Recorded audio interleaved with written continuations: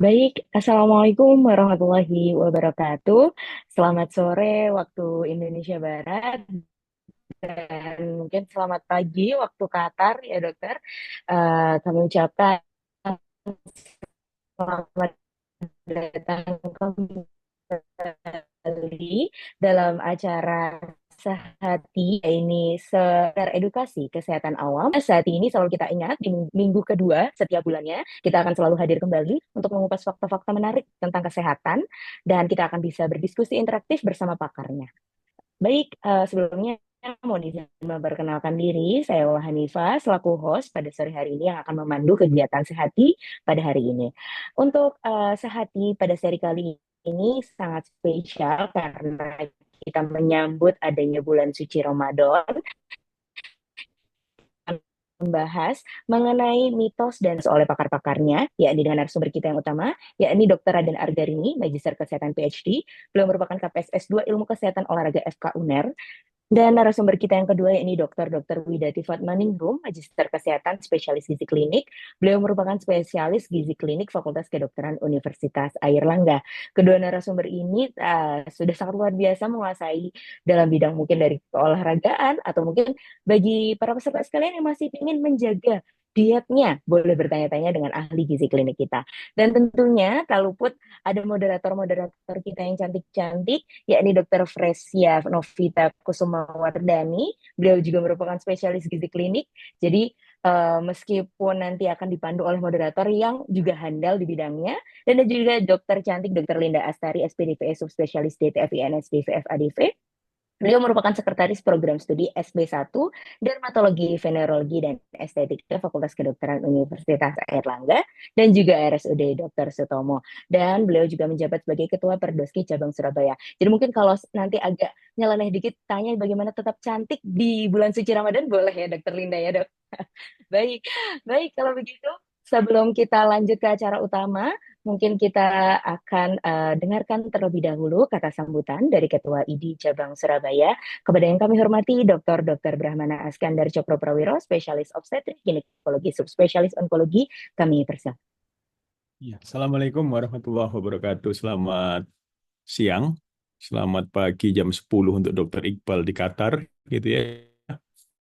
Kemudian yang saya hormati, saya menyapa dulu senior kami, Dokter Widatif. Kemudian ada Dokter Raden Argarini, kemudian ada Dokter Linda Astari. Semuanya ini sebetulnya rumahnya sama dengan saya di FK UNER ya, cuman ketemunya di Zoom gitu ya, ketemu di sini ya. Jadi itu hebatnya teknologi gitu ya. Kemudian terima kasih Dokter Prisya, kemudian juga Dokter Ula, Dokter Pandu, Dokter Charles dan semua tim. Tidak terasa sudah edisi ke-9 gitu ya. Jadi sebetulnya kalau kita bisa berada di sini itu hikmahnya COVID ya, kan selalu ada hikmah dalam suatu peristiwa ya. Kalau tanpa COVID orang nggak mengenal Zoom ya, hanya beberapa mungkin orang bisnis yang mengenal Zoom itu ya, tetapi sekarang everybody mengenal Zoom ya. Nah, topik ke-9 ini mengenai mitos puasa ya. Saya mungkin awam, termasuk saya di sini ikut sebagai orang awam. Nanti saya akan mendengarkan sebagai awam begitu ya. Karena banyak hal-hal yang mitos orang awam itu yang sebetulnya akhirnya mencari jawaban di media sosial begitu ya, yang kita tahu mungkin benar, mungkin juga tidak benar begitu ya. Makanya kita membrandingnya ini sebetulnya acara ini kalau saya share di WA itu adalah WA Group, ini sebetulnya webinar yang narasumbernya adalah licensed doctor gitu ya Dokter Iqbal ya, licensed doctor gitu ya. Jadi ini mudah-mudahan acara ini bermanfaat ya bagi kita semua dan kita tetap mengadakan setiap bulan topiknya berganti-ganti. Terima kasih banyak. Salam hormat saya. Wassalamualaikum warahmatullahi wabarakatuh. Waalaikumsalam warahmatullahi wabarakatuh. Terima kasih kami sampaikan kepada Dr. Brahmana atas kata sambutannya. Baik, untuk sambutan yang kedua kita dengarkan bersama dari Persatuan Dokter Indonesia di Timur Tengah (PDITT) dan beliau adalah ketua dari Ketua PDITT yakni Dr. Iqbal Mukhtar MPH MKKK DIP Elpar Dokmed SPOK. Kepada beliau kami persilahkan. Terima kasih Dokter Ula. Assalamualaikum warahmatullahi wabarakatuh. Selamat pagi. Salam sejahtera buat kita semua. Yang saya banggakan, Dr. Brahmana Skandar, kemudian ada teman-teman lain, narasumber yang luar biasa, Dr. Raden Argarini, Dr. Widati, dan juga moderator Dr. Fresya dan Dr. Lidastari. Hari ini puasa hari ke-8. Kalau di Surabaya, Indonesia, mungkin sekarang udah jam 2.30 ya. Jadi mungkin sekitar 3 jam lagi bukaan ya. Kalau kita di Qatar itu masih jam 10 pagi. Jadi waktunya masih panjang. Iya, saya kira puasa ini memang merupakan sebuah ritual yang sudah dilaksanakan sudah lama ya, sudah lama sekali dan begitu banyak informasi yang sudah kita dapatkan terkait manfaat dari puasa ini. Namun dari hari ke hari terus berkembang abundant evidence tentang manfaat dan keutamaan dari puasa ini. Jadi akhir-akhir ini tentu kita sudah banyak mendengar tentang bagaimana puasa ini dimodifikasi untuk menjadi sebuah remedi untuk menyehatkan orang. Jadi misalnya konsep-konsep tentang intermittent fasting ya, atau konsep tentang keto fast misalnya, itu the riff-nya itu memang berasal dari fasting ini, yang dulu mungkin memang dianggap tidak terlalu penting ya dari segi kesehatan. Tapi sekarang itu makin berkembang, makin berkembang, makin berkembang. Terus bahkan yang saya dengar dari segi kulit itu katanya puasa itu menyebabkan skin itu makin glowing gitu. Karena tadi itu ada yang nanya gitu, ada yang nanya, dok, tolong dong bikin topiknya itu tolong puasa itu membuat kulit kita menjadi makin glowing dan kita itu makin cantik gitu. Ada yang minta begitu gitu ya. Ya, saya kira memang itu makin banyak manfaatnya. Itu termasuk otophagy, salah satu konsep yang sangat apa ya advance dan itu juga mulai banyak diteliti terkait hubungan puasa dengan otophagy itu adalah bagaimana sel-sel yang rusak itu dimakan atau dilakukan proses daur ulang apabila kita melakukan puasa. Nah, itu mungkin salah satu alasan kita bagaimana kita menggelar acara pada siang dan sore hari ini. Tentu saja akan banyak informasi kita dapatkan dari para pakar. Dan insya Allah satu lagi, karena ini kan terkait puasa dan kita hadir pada acara ini, insya Allah nilainya itu akan ditulis sebagai amal ibadah. Insya Allah. Jadi dua, kita dapat ilmu dan dapat amal ibadah. Saya kira cukup dari saya. Terima kasih sekali lagi teman-teman IDI luar biasa dikomandoi oleh Dr. Brahmana atas semua dedikasinya, atas semua bantuannya, supportnya melaksanakan acara ini. Terima kasih dari kami di Qatar. Sekian, Assalamualaikum warahmatullahi wabarakatuh, dan selamat menikmati acara ini. Waalaikumsalam warahmatullahi wabarakatuh. Terima kasih banyak Dokter Iqbal atas kata sambutannya. Baik, mungkin karena memang nggak sabar ini dok, para peserta menunggu materi-materinya mengenai mitos dan fakta seputar puasa dan juga kesehatan. Langsung saja kalau begitu kami serahkan kepada para moderator, Dokter Fresia dan juga Dokter Linda untuk memandu kegiatan pada sore hari ini. Kami persilakan. Ya, terima kasih Dokter Ula. Apakah suara saya cukup terdengar jelas, Dokter Ula? Sudah dokter, Sudah sudah ya. terdengar jelas Ya, dok. terima kasih. Assalamualaikum warahmatullahi wabarakatuh. Selamat siang para peserta sehati yang selalu setia mungkin ya menunggu tiap bulan, tiap minggu kedua untuk mengikuti acara sehati yang tiap bulannya pastinya mengangkat topik-topik yang menarik dan berbeda-beda. Mungkin pada kesempatan kali ini topik yang akan kita angkat seputar mitos dan fakta seputar puasa dan kesehatan ya, Dokter Ula. Nah, mungkin ini saya sapa dulu moderator dari PDITT ya dok, Dokter Fresia. Assalamualaikum. Dokter. Iya, salam kenal ya dok. Ya, kita belum pernah ketemu nih, apa walaupun berjauhan ketemunya di Zoom ini dengan sehati ya dok. Ya, terima kasih Dokter Fresia untuk kesediaannya untuk bisa menjadi moderator pada siang hari ini ya dok. Nanti mungkin kita bersama-sama memandu acara ini dengan kedua narasumber kita yang sudah pastinya pakar dan luar biasa di bidangnya. Yang pertama dengan Dr. Raden Argarini atau yang biasa apa di akrab dipanggil Dokter Arga ini. Assalamualaikum Dokter Arga. Assalamualaikum, Dokter Linda, Dokter Iya, Fesnia. Gimana apa kabar? kabarnya? Baik-baik dok, sehat dok, masih puasa dok. Eh, Saya hari ini kebetulan tidak puasa ini. Oh, kita tidak puasa ya dok ya. Jadi Iya. masih seger ini, lagi nggak puasa. Ya, terima kasih Dokter Arga untuk kesediaannya bisa berbagi ilmu ya dok dengan teman-teman kita baik di Indonesia maupun di Qatar untuk nanti kita diskusi tentang seputar kesehatan ya dok terkait dengan puasa begitu. Kemudian untuk narasumber kita yang kedua, ini senior kita semua di Fakultas Kedokteran Universitas Erlangga dengan Dr. Widati Fatmaningrum, MKes, spesialis gizi klinik. Assalamualaikum, Dokter Widati. Waalaikumsalam warahmatullahi wabarakatuh, Dokter Linda. Iya, dok, senang sekali bisa Dokter Widati bisa berkenan untuk menjadi narasumber kita ya dok pada siang hari ini. Terima kasih banyak atas kesediaannya. Insya Terima Allah masih kasih puasa ya dok ya. dipercaya. Oh, saya itu puasa Ramadan itu sudah hampir 10 tahun tidak pernah bolong, alhamdulillah. Waduh, alhamdulillah. Karena usia. Iya. Jadi enak ya dok, nggak pernah bolong Enak, ini. iya nggak Nggak pernah ada bolong nggak sampai ada 10 hutang ya tahun. dok ya. Iya, Nggak ada hutang. Iya, terima kasih Dokter Widati untuk kesediaannya ya dok. Nanti kita ya akan sama-sama. bersama-sama berdiskusi ya dok. Mungkin kalau dari Dokter Widati sebagai dokter spesialis gizi klinik, mungkin terkait mungkin nutrisi-nutrisi ya dok. Di bulan puasa ini pasti banyak teman-teman kita tuh yang sebaiknya kalau sahur itu makanannya gimana sih dok, yang supaya bisa tahan nih dari pagi sampai sore gitu ya dok.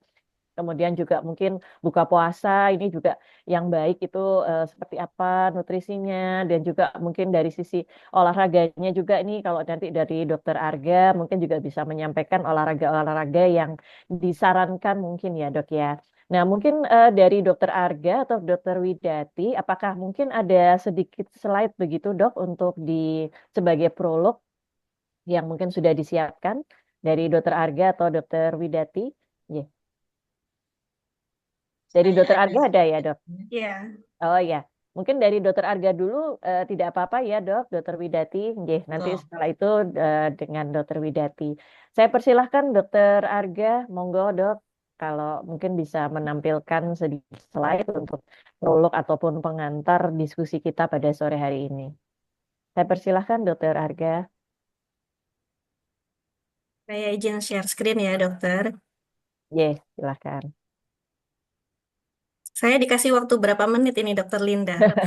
Ya, mungkin nanti kita lebih banyak diskusi ya dok ya. Jadi mungkin untuk pengantar saja dok, mungkin 3 atau 4 slide, monggo. Jadi supaya nanti apa namanya, kalau ada banyak pertanyaan bisa kita jawab bersama ya dok untuk ininya. Ya, saya Baik, persilahkan terima Dokter kasih. Arga. Baik, terima kasih Dokter Linda, Dokter Fresia. Selamat siang untuk teman-teman di Indonesia dan selamat pagi ya untuk teman-teman yang ada di Timur Tengah semuanya. Assalamualaikum warahmatullahi wabarakatuh. Mungkin saya perlu memperkenalkan diri dulu ya. Nama saya Raden Argarini, saya biasanya dipanggil Arga. Dan sehari-hari saya ada di Departemen Medical Physiology and Biochemistry dari FK UNER. Nah, hari ini saya senang banget ini diundang untuk mengisi ngobrol santai begitu ya, untuk menyampaikan exercise during Ramadan. Mungkin saya langsung aja ya. Ya, ini memang kalau olahraga di bulan Ramadan ini susah-susah gampang ya, dokter ya. Mungkin sedikit aja outline ya, karena memang apa yang akan saya sampaikan hari ini. Jadi bedanya apa sih antara bulan Ramadan sama bulan lainnya untuk Muslim ya. Kalau untuk yang beragama lain tentunya tidak ada perbedaan ya. Eh, Kemudian yang kedua adalah physical activity recommendation during Ramadan. Yang pertama adalah bagaimana kita melakukan aktivitas fisik sehari-hari, kemudian bagaimana kita menambahkan exercise ke dalam menu aktivitas fisik kita. Kemudian yang terakhir adalah exercise recommendation during Ramadan. Kemudian saya akan memberikan sedikit aja kehati-hatian untuk orang-orang yang lebih vulnerable gitu ya. Sebelum memulai exercise, kemudian bagaimana exercise recommendation-nya, dan mungkin sedikit saja karena waktunya yang terbatas mengenai aerobic training ya. Mungkin saya akan terlebih dahulu membahas apa sih perubahan pada tubuh kita pada saat Ramadan ya.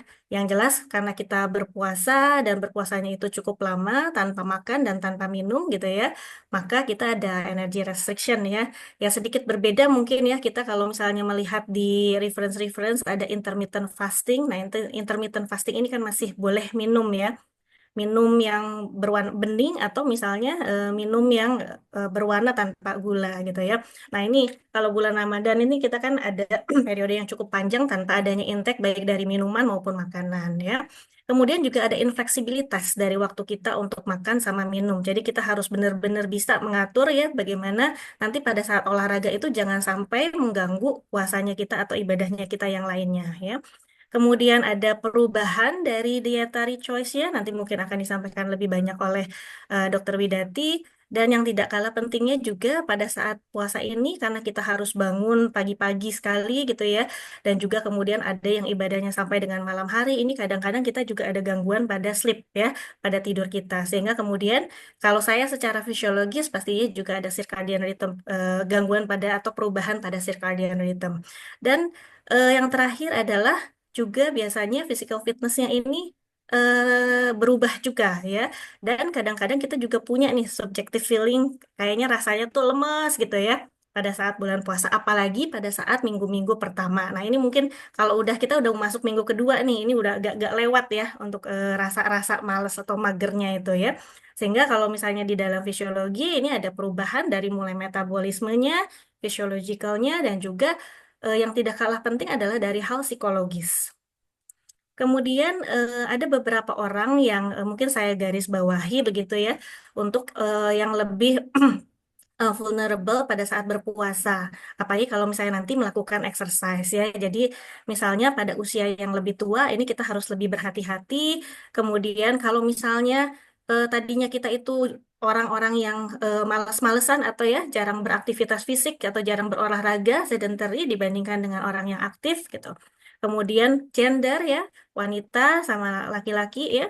Kemudian wanita kalau misalnya lagi hamil, kemudian juga orang-orang yang memiliki penyakit tertentu, seperti misalnya diabetes mellitus, atau misalnya ada heart disease, atau ada chronic disease yang lainnya. Dan yang tidak kalah pentingnya, nah ini pastinya berbeda ya antara di Surabaya sama di Timur Tengah ya, environmental factors ini juga harus digarisbawahi, terutama nanti kalau kita melakukan olahraga-olahraga yang di luar ruangan ya. Suhunya berapa, humidity-nya berapa, kecepatan anginnya berapa, panas atau tidak ya. Nah, itu pastinya akan berbeda sekali ketika untuk teman-teman yang tinggal di luar negeri ya. Tapi rasanya kalau di Timur Tengah sekarang sedang musim dingin ya. Jadi cukup nyaman juga mungkin untuk melakukan olahraga yang di luar ruangan. Nah, ini saya mau menggarisbawahi ada perbedaan tujuan kita melakukan aktivitas fisik atau olahraga pada saat kita berpuasa. Jadi saya bedakan antara yang betul-betul sebelum berpuasa itu dia ya jarang berolahraga sama yang sudah rajin berolahraga atau sport enthusiast ya atau yang suka melari maraton dan lain sebagainya ya. Jadi kalau misalnya pada orang yang sedentary atau secara fisiknya inaktif gitu, nah tujuan dari kita melakukan aktivitas fisik selama bulan Ramadan ini adalah untuk tetap aktif, ya, untuk tetap aktif. Kemudian yang saya sarankan adalah nanti kita melakukan break ya pada kegiatan-kegiatan kita yang mostly mungkin kalau misalnya bekerja di kantor itu adalah kegiatan yang sedentary ya, hanya duduk di depan laptop gitu ya, selama ya kurang lebih 8 jam sehari gitu. Kemudian incorporate physical activity ke dalam daily routine kita. Jadi lebih banyak lagi berjalan ya. Kalau misalnya parkir mungkin jangan terlalu dekat dengan tempat yang dituju. Kemudian kalau misalnya kita bekerjanya di lantai 2 ya jangan pakai lift gitu ya. Mungkin bisa memakai tangga dan juga jangan tidak kalah pentingnya adalah kita aktif dalam melakukan kegiatan bersih-bersih di rumah, memasak dan lain sebagainya ya. Sedangkan untuk teman-teman ini yang sudah sebelum Ramadan ini sudah aktif, maka tujuannya itu berbeda. Maka kita harus memaintain tingkat fitnessnya kita ya. Jangan sampai ketika Ramadan itu turun banget gitu ya, nggak ngapa-ngapain ya, sehingga akhirnya nanti pada saat setelah Ramadan selesai ini ya ada penurunan yang signifikan pada kebugarannya. Kemudian kita bisa melanjutkan untuk physical activity-nya sesuai dengan yang sudah kita eh, biasanya kita lakukan, tetapi tidak direkomendasikan untuk meningkatkan intensitas dari exercise kita, termasuk juga frekuensi dan juga durasinya, ya. Kemudian ini yang tidak kalah pentingnya ya, yang tahu kondisi badan kita itu sebenarnya kan kita sendiri ya, kita sedang capek atau kita sedang misalnya dalam kondisi sakit dan lain sebagainya. Nah, sehingga kita harus always listen to your body ya. Tuh. Nah, ini saya mau menyampaikan sedikit aja tentang olahraganya. Kapan sih sebenarnya kita itu best time-nya untuk melakukan exercise selama Ramadan ya. Nah, ini sebenarnya kita bagi 3. Yang paling gampang adalah mungkin pagi-pagi ya setelah sahur, sholat subuh gitu ya. Kemudian ada ngaji sedikit gitu ya. Dan setelah itu kemudian bisa dilanjutkan dengan exercise ya. Kemudian eh sore-sore ya, late afternoon. Jadi 1 sampai 2 jam sebelum berbuka puasa dan kemudian juga pada malam hari kurang lebih 3 jam setelah berbuka puasa. Nah, ini ada masing-masing ada keuntungan, ada benefit dan juga ada kerugiannya ya. Jadi kalau misalnya pada saat pagi-pagi nih, ya tentunya apa namanya kita masih baru setelah selesai makan ya, jadi mungkin masih berenergi, tetapi tentu saja kalau misalnya olahraga yang kita lakukan itu ternyata cukup panjang, nah ini ada resiko untuk dehidrasi dan kita nggak bisa minum sampai dengan nanti waktunya berbuka puasa. Kemudian late afternoon ya 1 sampai 2 jam sebelum iftar, nah ini kita punya opportunity untuk makan, untuk recovery ya, dan hidrasi setelah berbuka. Dan juga di sini untuk yang morning sama yang late afternoon ini tidak ada gangguan biasanya untuk tidurnya ya. Dan disadvantage-nya adalah ya kalau karena ini setelah kita puasa yang cukup panjang gitu ya, pastinya mungkin ada merasa lemas ya. Tapi sebenarnya kalau kita lihat ya, yang lemas-lemasnya itu adalah pada benar-benar tengah hari ya. Pada saat mau berbuka puasa nih udah mulai biasanya energinya udah mulai keluar lagi ya. Dan kalau misalnya kita lihat dari sisi metabolisme, ini sebenarnya yang late afternoon 1 sampai 2 jam sebelum iftar ini cukup baik ya untuk metabolisme lemak kita ya, karena kita sudah switching nih kan dari yang tadinya mulai metabolisme glukosa, kemudian glukosanya udah mulai turun. Nah, ini kita mulai menggunakan yang energinya dari lemak, apalagi kalau misalnya kita berolahraga ya. Kemudian yang malam-malam, nah, untuk yang malam hari ini, ya ini seperti berolahraga biasa saja ya, karena kita bisa makan, bisa minum ya. Jadi ya kurang lebih sama ya. Hanya saja kerugiannya adalah karena terlalu dekat dengan waktu tidur ya. Apalagi kalau misalnya mungkin waktu tarawihnya agak panjang sedikit, kita sampai dengan jam setengah 9, jam 9 malam masih tarawih, kemudian berolahraga. Nah, ini bisa menyebabkan sleep deprivation ya. Kemudian mungkin ini adalah slide saya yang terakhir ya. Untuk olahraganya seperti apa sih? Nah, ini saya bedakan dari mulai frekuensinya. Ya sebenarnya kalau frekuensi sesuai dengan yang dianjurkan oleh WHO ya. Jadi 5 sampai 6 kali per minggunya. Jadi kurang lebih kita melakukannya setiap hari ya. Kemudian intensitasnya, nah ini kita bisa lakukan secara gradual ya. Jadi di minggu pertama, di mana kita saat mulai berpuasa gitu ya, ini kita lakukan dari intensity yang low dulu, kemudian nanti gradually increase ya di minggu kedua sampai dengan minggu 4 ya. Tetapi saran saya adalah kita tetap di moderate intensity saja ya. Kecuali mungkin teman-teman yang sudah apa namanya, yang sudah terbiasa berolahraga dengan intensitas yang lebih tinggi sedikit gitu ya. Tapi hati-hati kalau misalnya pada pagi hari ini saya tetap tidak sarankan ya. Tapi kalau yang malam hari silakan bebas ya. Kemudian untuk tipenya kalau bisa yang non-exhausting ya, untuk yang morning sama late afternoon, tapi kalau yang evening silakan seperti olahraga biasanya, dan untuk waktunya ini bisa kurang lebih 30 sampai dengan 60 menit, tapi kalau bisa yang pagi-pagi sama yang late afternoon ini jangan terlalu lama ya. Kalau yang evening itu silakan bebas. Ya mungkin itu saja mungkin yang bisa saya sampaikan terlebih dahulu ya. Sebenarnya masih panjang slide-nya ini, nanti kalau misalnya mau membutuhkan silakan ya. Ya, Mungkin sebagai pemantik saja, dokter. Ya, matur nuwun. ya, baik. Baik, terima kasih Dokter Aga untuk pengantarnya ya Dok, mungkin dari sisi olahraga ini. Nah, mungkin untuk berikutnya saya persilahkan Dokter Widati. Monggo Dok, jika ingin mempresentasikan mungkin beberapa slide untuk pengantar ya Dok, Oke, terima mungkin kasih dari Dr. sisi nutrisi. Frida. Ya, silahkan Mohon Dokter izin saya Widati. share screen dulu. Apakah sudah terlihat? Suara saya Iya juga Dok, sudah jelas? ya sudah Dok. tinggal di slideshow saja, Dok. Ya, baik, Dok. Assalamualaikum warahmatullahi wabarakatuh. Waalaikumsalam warahmatullahi. Selamat pagi yang ada di Qatar, selamat siang menjelang sore yang ada di Indonesia. Sebelumnya terima kasih Ketua IDI, juga tim pengurus IDI, juga teman sejawat sekalian. Pada hari ini saya diberi kesempatan untuk menyampaikan sedikit edukasi. Yang ini sebenarnya saya persiapkan untuk umum, karena setahu saya audiennya umum. Untuk hari ini saya akan menyampaikan sedikit mitos dan fakta tentang puasa dan kesehatan.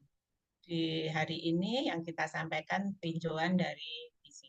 Ada beberapa mitos dan fakta, mungkin ini ada banyak lagi, antara lain mitos atau fakta puasa menyebabkan dehidrasi, mitos atau fakta puasa hanya untuk menurunkan berat badan, mitos atau fakta puasa dapat menyehatkan, mitos atau fakta puasa harus menghindari semua jenis makanan, mitos atau fakta puasa menyebabkan kehilangan otot, dan yang paling sering adalah tentu saja mitos atau fakta kalau orang puasa itu lemes, tetapi yang dirasakan memang terutama adalah yang kita rasakan pasti adalah lemes.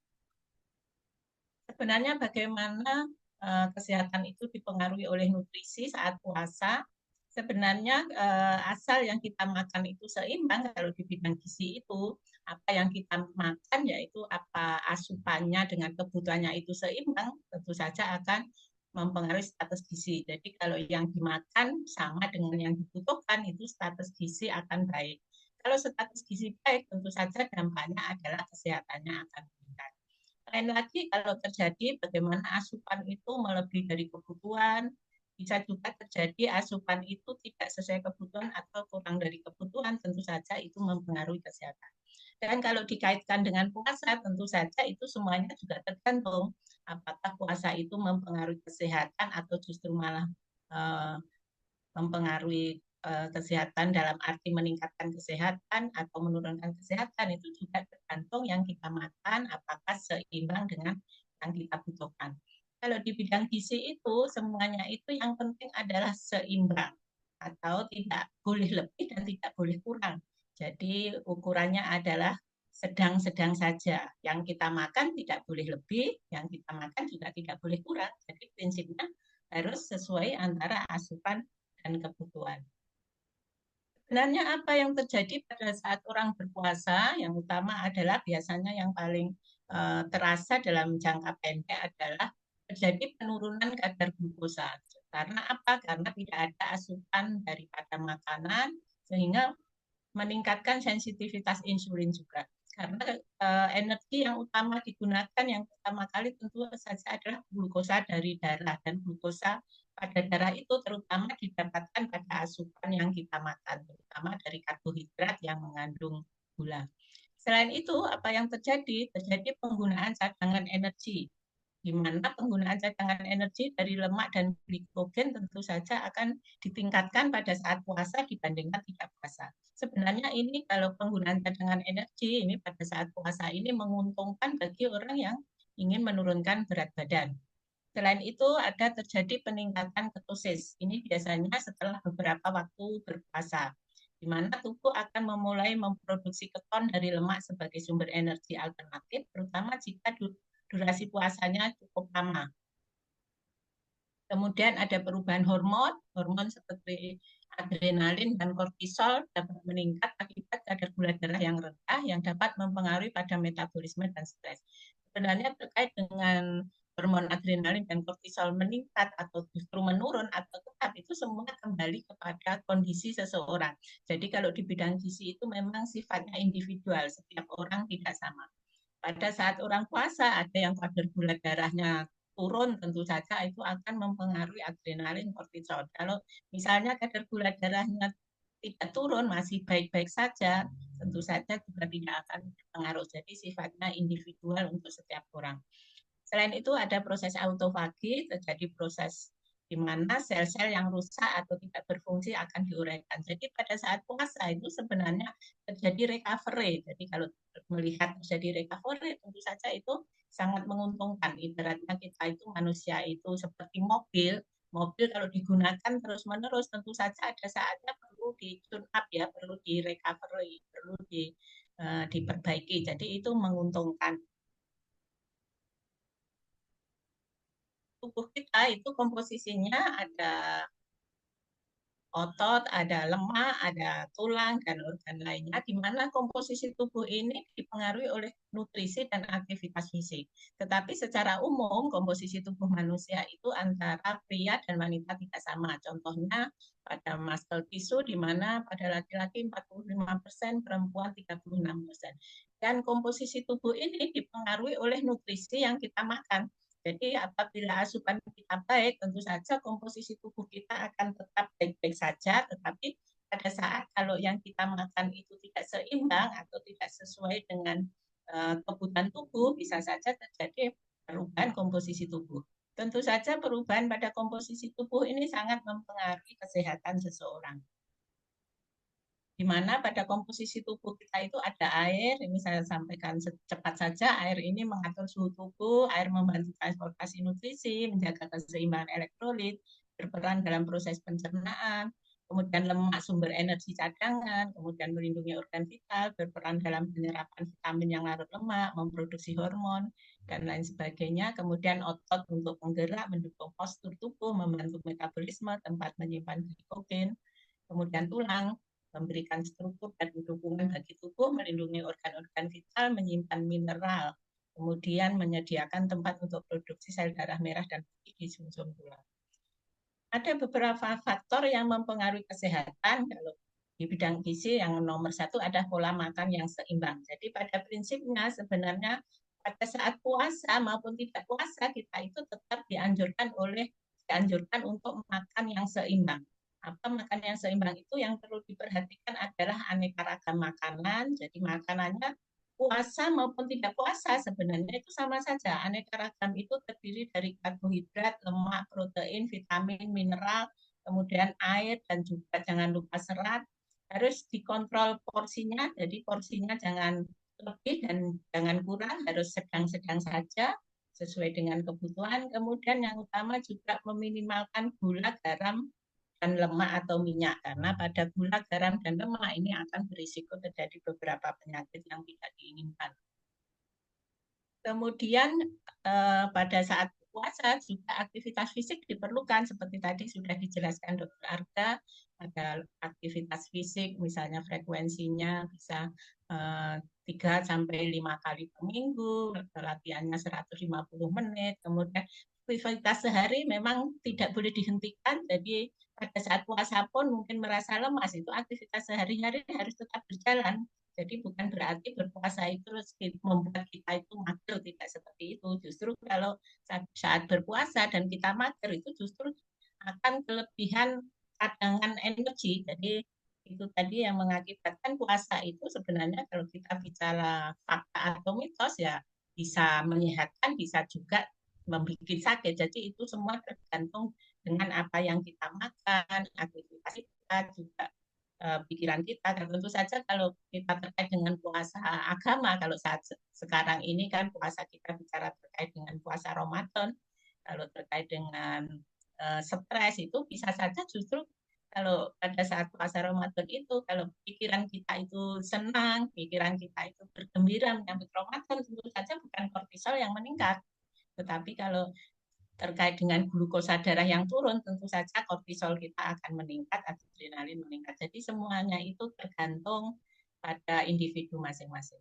Dan yang tidak kalah penting terutama adalah harus hidrasinya yang cukup, harus minum air yang cukup, jadi terutama pada saat buka, pada saat kita sahur. Jadi kalau sehari semalam itu biasanya 6 sampai 8 gelas, diusahakan pada saat puasa pun asupannya tetap seperti itu, hanya bagaimana membaginya. Mungkin kalau pada saat sahur itu sekitar 2 gelas, nanti menjelang pas buka puasa 2 gelas, di tengah-tengahnya lebihnya, atau pas sahur itu 3 gelas, kemudian pas buka puasa 5 gelas, hingga sekitar 6 sampai 8 gelas. Itu tujuannya untuk menghindari hidrasi. Selain itu sebenarnya juga tergantung aktivitasnya, juga tergantung suhu sekitarnya. Jadi kebutuhannya tergantung dari situasi juga.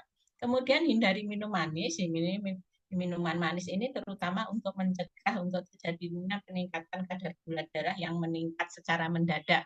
Jadi sebenarnya kalau ajaran pada saat buka puasa minumlah yang manis itu ya betul, tetapi jangan terlalu manis, jangan terlalu banyak gula karena pada saat kita buka puasa itu kadar gula darahnya itu pada saat itu rendah. Kalau diberi minuman yang manis, naiknya mendadak itu juga akan mengganggu kesehatan. Kemudian tadi sudah disampaikan Dokter Aga juga tentang kualitas tidur. Jadi diusahakan pada saat puasa pun tidurnya ya 6-8 jam, tetapi mungkin sulit ya pada saat bulan puasa untuk mencapai tidur seperti biasanya. Kemudian juga pemeriksaan kesehatan rutin jangan dilupakan, terutama profil lipid, kadar gula darah, kadar asam urat dan lain-lain. Bisa saja ternyata profil lipid itu pada saat puasa bisa saja terjadi malah terjadi peningkatan. Padahal kalau konsepnya harapannya kan pada saat puasa itu turun, tetapi itu semua tergantung apa yang makan. Yang penting adalah pada prinsipnya pada saat puasa itu unsur gizi makro dan mikro jangan ditinggalkan. Jadi prinsipnya supaya puasa itu kemanfaatannya selain untuk menjalankan kewajiban bagi kita umat muslim adalah untuk meningkatkan kesehatan, di mana asal yang kita makan itu mengandung karbohidrat, lemak, protein, vitamin, mineral, air, serat itu tentu saja kita akan tetap sehat asal sesuai dengan kebutuhannya. Kenapa harus mengandung zat gizi makro dan mikro? Karena fungsi masing-masing tidak sama. Karbohidrat, lemak terutama merupakan sumber penghasil energi, protein sumber zat pembangun, dan vitamin mineral terutama sumber zat pengatur. Fungsi karbohidrat sudah kita ketahui semuanya dalam tubuh, terutama sumber energi, cadangan makanan. Yang perlu diperhatikan adalah sumber dari karbohidrat, terutama adalah kita harus perhatikan sumber karbohidrat itu ada karbohidrat yang kompleks, ada karbohidrat yang simpleks. Diharapkan pada saat puasa itu terutama pilihlah karbohidrat yang kompleks. Kenapa? Karena pada karbohidrat kompleks itu peningkatan kadar gula darahnya pada saat kita makan tidak akan terjadi peningkatan secara drastis. Contohnya apa karbohidrat kompleks itu? Contohnya misalnya ini seperti di gambar ini roti terbuat dari gandum, kemudian sayur-sayuran, kacang-kacangan. Sedangkan karbohidrat simpleks itu terutama dari semua makanan yang diolah seperti biskuit, seperti permen, donat itu terutama adalah karbohidrat simpleks. Jadi yang utama pada saat puasa itu pemilihan karbohidratnya adalah usahakan karbohidrat yang kompleks. Kenapa memilih itu? Karena karbohidrat kompleks itu indeks glikemiknya biasanya lebih rendah. Jadi apa yang dimaksud indeks glikemik itu sekedar untuk mengingatkan lagi, indeks glikemik adalah tingkatan karbohidrat dalam skala 0 sampai 100 berdasarkan efek langsungnya terhadap gula darah sesudah makan. Jadi apabila kita buka puasa diharapkan ya memilih yang indeks glikemiknya yang rendah biar tidak meningkat mendadak. Jadi untuk indeks glikemik itu biasanya ada beberapa kriteria, yaitu kriteria rendah, sedang, dan tinggi. Ya kan memilihlah yang rendah dan sedang. Kemudian fungsi lemak menghasilkan energi, pelarut vitamin, menyusun komponen neurotransmitter, menambah kelezatan makanan, menghasilkan energi, protein. Tadi sudah kita sampaikan untuk membangun jaringan tubuh, terutama pada masa pertumbuhan, sedangkan pada masa dewasa memperbaiki jaringan. Vitamin tentu saja penting pada saat puasa, zat pengatur dan antioksidan dan mineral juga untuk mengatur proses metabolisme pada tubuh. Untuk air minumnya ini tadi harus jangan sampai terjadi dehidrasi. Ini penghitungan untuk air pada anak itu tergantung daripada berat badannya. Jadi apalagi pada air itu terutama kalau puasa pada anak-anak yang baru belajar berpuasa itu harus diperhatikan, dan juga tidak kalah penting adalah pada usia manula, karena pada usia manula itu pertama sudah terjadi komposisi airnya itu lebih rendah, jadi ya jangan sampai pada manula itu pada saat puasa terjadi dehidrasi, jadi harus benar-benar diperhatikan asupan airnya. Jadi pada prinsipnya asal yang kita makan itu bergizi seimbang, itu sebenarnya puasa itu aman-aman saja dan justru akan meningkatkan kesehatan pada tubuh kita.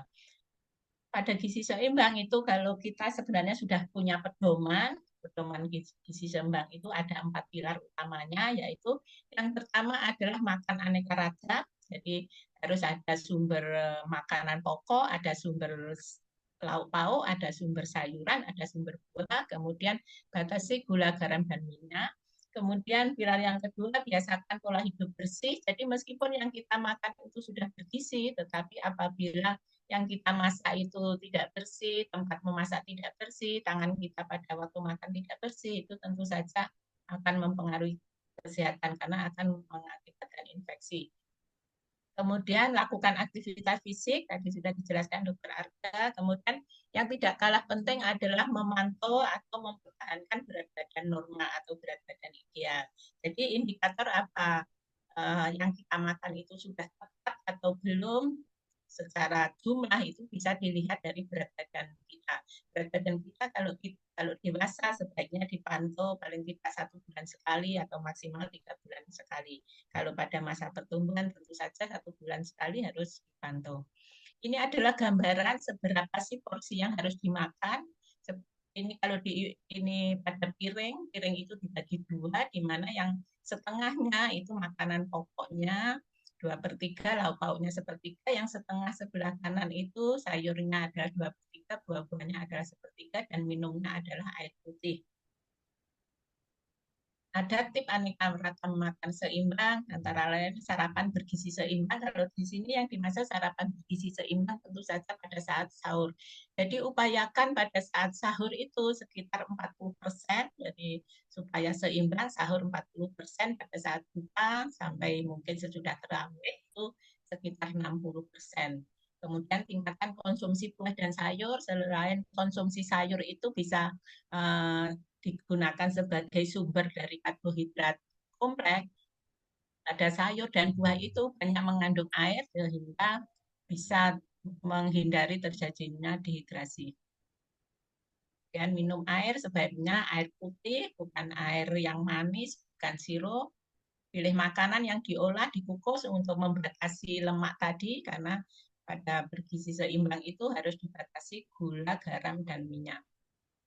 Jadi hindari makanan yang digoreng berkali-kali. Kemudian pilar yang ketiga adalah lakukan aktivitas fisik, tadi sudah dijelaskan Dokter Arga. Kemudian pilar yang keempat adalah mempertahankan dan memantau berat badan ideal.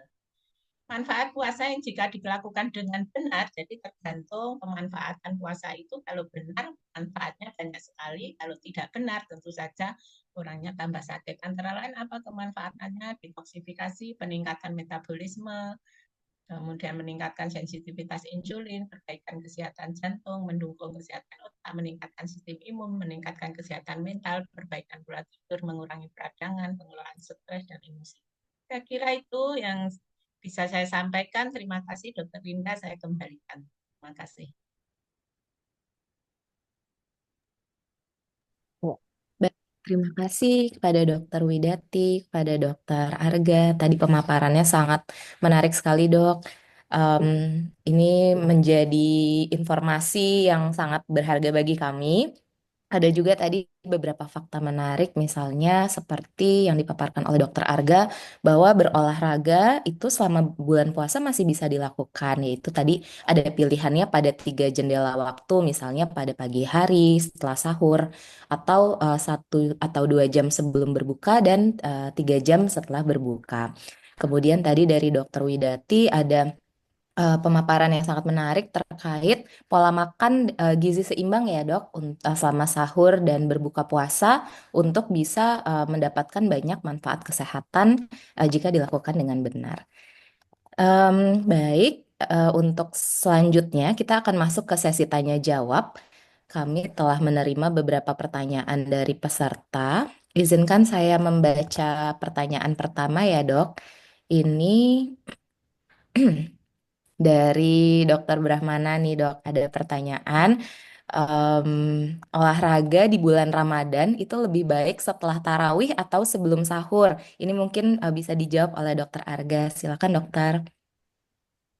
Ya, terima kasih Dokter Fresia.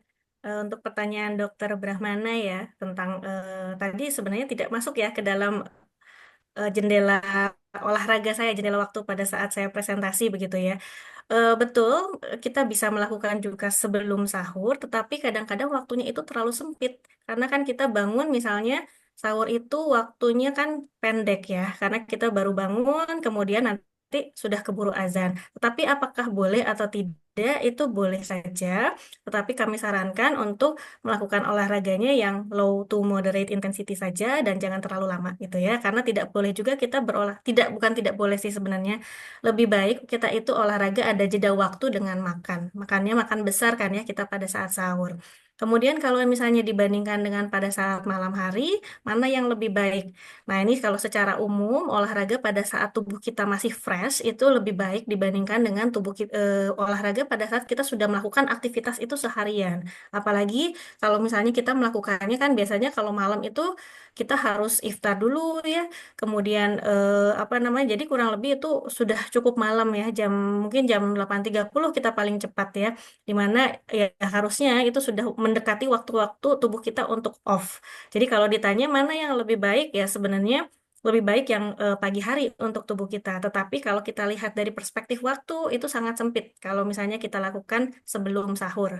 Nah, kalau yang malam-malam itu kita lebih bebas ya untuk melakukannya. Jadi misalnya apalagi untuk teman-teman yang dulunya mungkin sudah sering olahraga gitu ya, kan rasanya kalau nggak olahraga itu kayak badannya justru kerasa capek ya gitu. Nah, itu mungkin olahraganya pengen lebih panjang ya mungkin bisa dilakukannya lebih baik setelah buka puasa. Jadi memang masing-masing itu tetap ada keuntungannya dan juga ada kerugiannya. Gitu Dokter Fesia. Baik, terima kasih Dokter Arga. Dok, tadi dokter sempat memaparkan bahwa olahraganya itu jenisnya sebaiknya low to moderate intensity ya dokter. Apakah boleh diinfokan dokter apa sih kira-kira jenis olahraga pilihannya? Ya, jadi yang dimaksud intensitas itu adalah seberapa berat sih kita melakukan olahraga. Nah, yang paling paling gampang itu adalah dengan menggunakan talk test ya. Nah, ini untuk tipe olahraga yang aerobik. Aerobik itu apa sih? Kalau kita mungkin lebih kenal kardio ya, olahraga kardio. Nah, jenisnya apa? Tergantung dari Anda adalah apa namanya basicnya itu apa. Jadi kalau misalnya untuk olahraga untuk teman-teman yang dulunya adalah sedentary, mungkin bisa dimulai dengan berjalan, tetapi berjalannya bukan berjalan santai ya, berjalannya berjalan cepat. Jadi kita bilangnya brisk walking karena kalau berjalannya santai itu tidak melatih dari otot jantungnya gitu.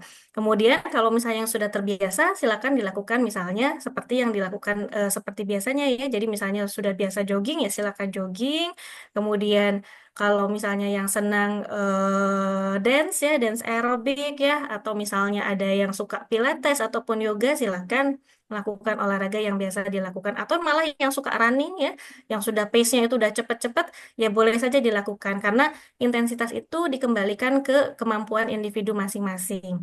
Nah, kalau sampai low to moderate itu seperti apa sih? Nah, kalau yang moderate itu batasannya adalah kalau misalnya saat kita berolahraga itu sudah sulit untuk cukup sulit ya untuk bercakap-cakap begitu. Jadi kalau misalnya kita olahraga tapi udah agak sulit untuk berbicara, nah itu sebenarnya adalah batasan ketika kita sudah masuk ke moderate, sedikit lebih tinggi dari moderate gitu. Kalau yang lainnya boleh seperti apa? Boleh dengan strength training. Jadi kalau misalnya teman-teman yang suka nge-gym gitu ya, itu boleh juga ya. Cuman memang kalau misalnya strength training itu agak berbeda sedikit ya. Jadi kita harus melihat berapa sih repetisinya gitu. Kita bisa ini aja apa namanya dengan mengukur ke kemampuan dari tubuh kita masing-masing ya. Kalau misalnya mungkin biasanya itu mengangkat beratnya sekian gitu ya, sekian kilogram untuk gerakan tertentu, nah itu bisa sedikit diturunkan 20-30% Dokter Fresia. Ya. Baik, Dok. Sangat menarik sekali. Terima kasih Dokter Arga atas jawabannya yang lengkap. Izin, Dok, kita akan masuk ke pertanyaan kedua. Ini ada pertanyaan, mungkin akan minta tolong dijawab oleh Dokter Widati ya, Dokter. Dari dokter, pertanyaannya dari Dokter Linda sebenarnya. Ini yang ditanya adalah makanan apa saja yang memiliki indeks glikemik yang tinggi, Dok? Oh iya, terima kasih Dokter Fresia, terima kasih Dokter Linda atas Iya, pertanyaan. Dok. Jadi makanan itu memang untuk karbohidrat itu terbagi indeks glikemik tinggi, indeks glikemik sedang, dan Rendah. indeks glikemik rendah. Makanan yang dengan indeks glikemik tinggi itu terutama makanan yang pasti manis itu seperti gula. Gula itu bisa gula pasir yang putih, bisa gula yang merah dan gula yang lainnya. Kemudian juga makanan-makanan Makanan. seperti biskuit, jadi makanan Oh, olahan oke. itu kue kering, biskuit, kemudian juga donat itu juga. Cake-cake gitu ya, Dok ya? Cake-cake Kue-kue itu gitu ya. indeks glikemiknya tinggi, Oke. kemudian makanan-makanan cepat saji itu juga indeks glikemiknya tinggi. Hmm. Kemudian buah-buahan juga harus hati-hati, karena kalau buah-buahan yang manis itu juga mempunyai indeks Indeks glikemik glikemik yang tinggi. tinggi. Contohnya Oh, apa? iya. Kalau misalnya pas musim buah mangga, itu mangga yang manis sekali Hmm. itu indeks glikemiknya tinggi. Tinggi ya, Kemudian Dok? semangka, kemudian jeruk yang manis. Sebenarnya indeks glikemik itu pada buah itu tidak sama. Bisa saja, contohnya misalnya mangga. Mangga itu ada saatnya indeks glikemiknya tinggi, indeks glikemiknya sedang ataupun rendah. Kapan itu? Kalau misalnya kalau mangganya manis sekali tentu saja tinggi. Tetapi kalau misalnya mangganya mentah tentu saja bukan indeks glikemik tinggi. Jadi kalau misalnya biasanya pasien DM itu kan selalu bertanya, oh, boleh apa enggak? Ini musim mangga, saya banyak makan mangga, boleh enggak? Karena mangga adalah hobi saya, Dok. Saya ingin sekali. Boleh-boleh saja, tetapi harus dengan pesan, ya bolehnya makan mangga yang bukan manis, mangga yang mentah mestinya. Iya. Jadi, semuanya itu tergantung. Jadi pemasakan juga akan mempengaruhi indeks glikemik.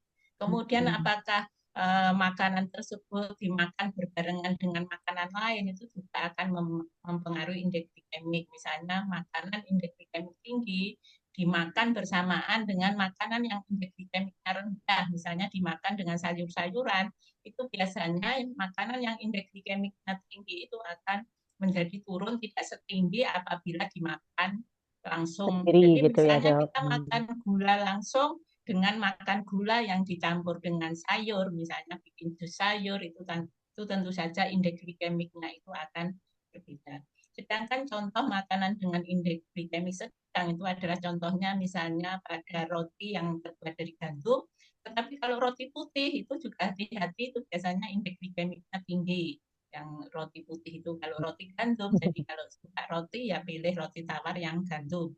Kalau nasi, biasanya Gandum. nasi yang putih itu indeks glikemiknya juga lebih tinggi, tetapi kalau mau indeks glikemiknya tidak tinggi ya pilih nasi yang Merah berwarna gitu merah. ya, Dok? Ya, kan yang paling rendah sebenarnya kalau nasi ya nasi yang berwarna hitam, tetapi sayangnya itu rasanya tidak enak. Tentu saja nasi putih lebih enak daripada nasi merah kan.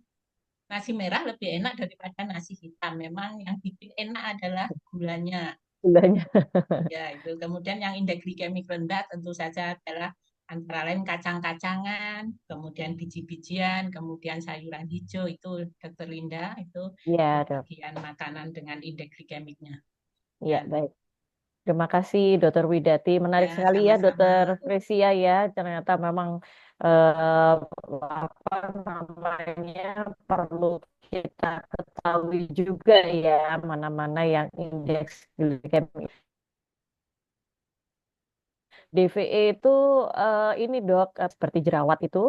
Nah itu tuh salah satu faktanya bahwa makanan yang memicu itu adalah makanan-makanan yang indeks glikemiknya tinggi. Nah itu jadi mungkin biasanya saya mengedukasi kepada pasien itu kan harus tahu dulu ya apa-apa saja gitu. Biasanya pasien kan nanya apa dok yang harus dibatasi gitu. Jadi ini dari keterangan dari Dokter Widati ini semakin jelas gitu ya dok, apa-apa saja yang memang harus kita batasi gitu ya dok ya. Untuk yang dokter Fresia sepertinya memang pertanyaannya bertambah banyak ini dok.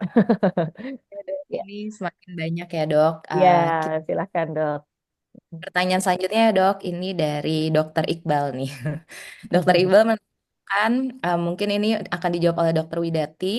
Pertanyaannya adalah, kadang puncak terasa lapar itu sekitar jam 1 sampai jam 2 siang. Tetapi saat masuk waktu sore, sekitar jam 4 sampai jam 5 sore, itu rasa laparnya terasa berkurang. Atau bahkan terasa tidak lapar. Nah ini boleh dijelaskan mungkin dokter penyebabnya apa?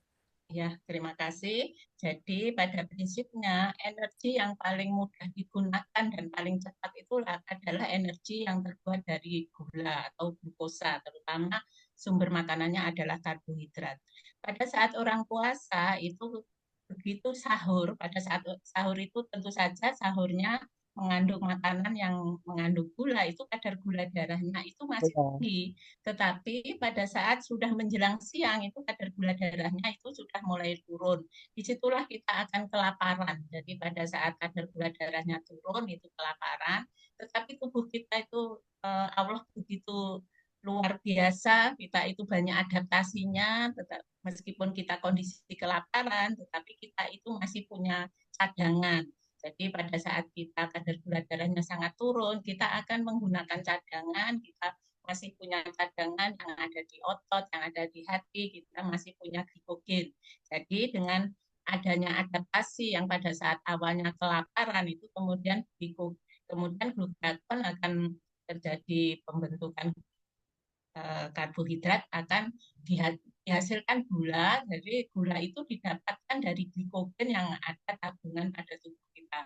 Itu biasanya pada jangka pendek. Jadi pada saat kelaparan, kemudian glukagon bekerja, itulah mengakibatkan kelaparan kita berkurang. Tetapi kalau puasanya jangka panjang, biasanya masih ada cadangan lagi alternatif. Biasanya kita menggunakan energi cadangan berupa keton. Itu biasanya didapatkan dari pemecahan lemak. Jadi memang karena kita itu banyak cadangan, jadi kalau pada saat puasa sebenarnya kita tidak perlu takut kelaparan karena pada saat kita kelaparan sudah segera akan ada cadangan. Tetapi yang perlu diperhatikan apakah kita memang punya cadangan. Jadi pada orang-orang yang tidak punya cadangan tentu saja itu tidak akan terjadi penggunaan energi cadangan. Jadi itu kembali lagi kondisinya pada saat awal. Kalau kita kondisi baik-baik saja, tentu saja cadangan akan sangat menguntungkan. Tetapi kalau kita pada saat puasa kita sudah tidak punya cadangan, tentu saja itu yang mengganggu kesehatan. Saya kira itu, Dr. Iqbal. Terima kasih. Baik, terima kasih. Ya. Menarik ya Dokter Frisia ya, ternyata ini. Ternyata memang badan kita ini sebenarnya secara fisiologis sudah sangat prosesnya ini adaptasinya itu luar biasa ya Dokter Frisia ya pastinya. Jadi memang Allah tuh menciptakan segala sesuatunya itu dengan sangat sempurna. Iya, Ya, Mbak. ya Dok. Baik, kita lanjut ya dok ke Ya, pertanyaan Dok. selanjutnya. Karena semakin banyak nih dok, ada pertanyaan. Ya Dok, betul Dok. Ini juga mungkin tidak ada nama penanyanya. Pertanyaannya untuk Dokter Widati. Dok, apakah boleh minum kopi saat kita berpuasa? Bila boleh, kapan sebaiknya? Apakah saat sahur atau berbuka? Silakan dokter. Ya, terima kasih. Pada prinsipnya sebenarnya kopi itu asal dosis yang dimakan semua itu kan tergantung dosisnya juga, asal yang diminum itu sesuai dosis. Kalau dosis kopi itu kalau penelitian kan rata-rata 1 sampai 3 cangkir itu masih aman. Ya, tetapi pada saat puasa bagaimana? Kembali lagi sebenarnya puasa dan tidak puasa itu apalagi kalau kita puasanya itu sekitar 13 jam ya itu sebenarnya masih aman-aman saja. Tetapi yang perlu diperhatikan efek daripada kopi itu kan tentu saja ada kafeinnya di mana kalau orang tidak kuat minum kopi akan terjadi berdebar-debar dan selain itu meskipun misalnya tidak berdebar-debar kopi itu kan ada efek samping diuresis. Jadi yang perlu diperhatikan jangan sampai minum kopi terjadi diuresis akhirnya terjadi dehidrasi. Ya mungkin tidak sampai dehidrasi tetapi ya tentu saja akan mengganggu. Pada saat kita sahur minum kopi tentu saja misalnya kita ke kantor kan kita berkali-kali kepingin ke belakang itu tentu saja akan mengganggu mungkin ya itu terserah masing-masing karena efek daripada kopi itu efeknya juga masing-masing orang tidak sama tapi pada prinsipnya asal kesehatan kita pada kondisi optimal tidak ada palpitasi jantung tidak ada gangguan jantung yang lainnya itu sebenarnya masih aman-aman saja dan itu tergantung juga dari kebiasaan. Ada orang yang minum kopi tidak bisa tidur. Ada orang yang minum kopi ternyata tidak efek. Ada orang yang minum kopi terjadi diuresis. Ada juga yang tetap baik-baik saja. Jadi semuanya itu tergantung dari masing-masing individu. Terima kasih. Bentar. Ya. Jadi tadi kuncinya adalah karena kopi itu bisa mencetuskan apa diuresis ya dok. Jadi keinginan untuk buang air kecil yang lebih banyak gitu. Jadi ini yang perlu diperhatikan untuk jumlahnya agar jangan terlalu banyak ya dokter selama berpuasa. Tapi kalau Oh, mungkin pas setelah berbuka gitu, apakah boleh ya dok? Maksudnya kan karena ada kafeinnya gitu ya dok. Terus kadang tuh kalau habis buka kan perut masih kosong gitu ya dok ya. Terus kemudian langsung minum kopi itu kadang langsung kayak nggak enak gitu.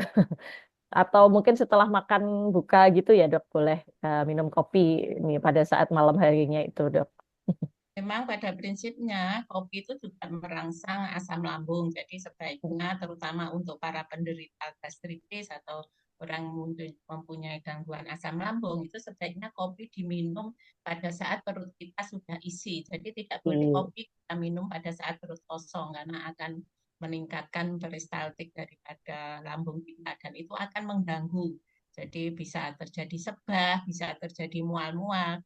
Jadi kembali lagi Ya. itu sifatnya individual atau bisa saja cara pemilihan kopi. Kopi itu juga jenisnya macam-macam, ada kopi arabica, ada kopi robusta itu terhadap efek asam lambung juga tidak sama.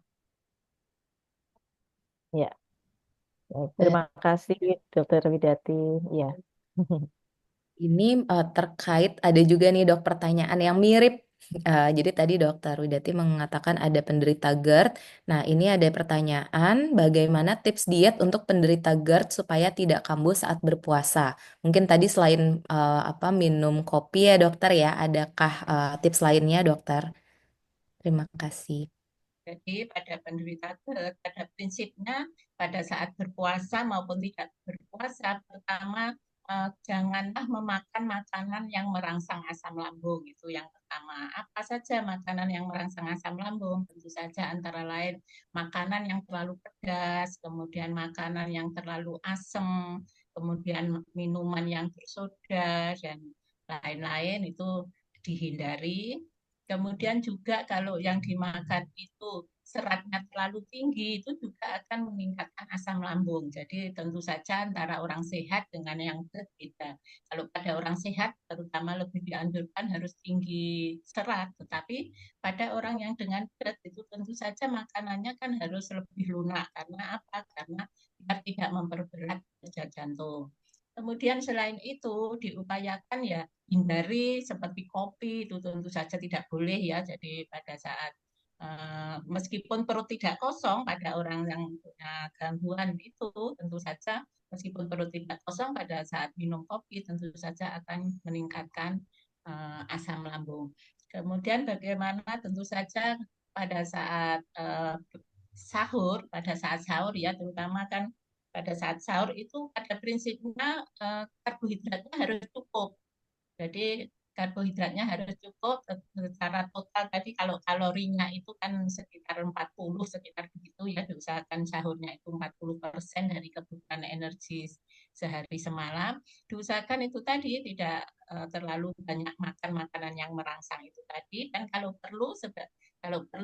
sesudah sahur itu sebaiknya minum obat yang mencegah peningkatan asam lambung itu kalau pada yang sudah parah sekali itu sangat membantu. Jadi memang dan selain itu juga perlu konsultasi dokternya apakah masih bisa untuk berpuasa atau tidak karena itu tergantung daripada tingkat keparahannya juga. Dan juga makanan-makanan yang sulit dicerna itu antara lain selain seratnya yang tinggi itu antara lain seperti mie itu yang banyak di masyarakat Indonesia itu kan suka mie ya. Mie itu kan bahannya itu kan sulit dicerna Ya, sehingga dok. pada orang sakit lambung itu akan kambuh. Selain mie itu biasanya orang Indonesia itu suka makan ketan ya. Ketan itu juga sulit dicerna. Jadi rata-rata Hmm.